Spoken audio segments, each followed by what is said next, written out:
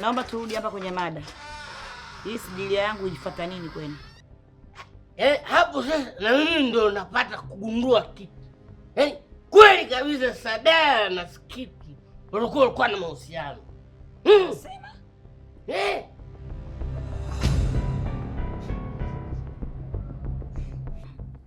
Ndio maana ujauzito wangu haukukaa.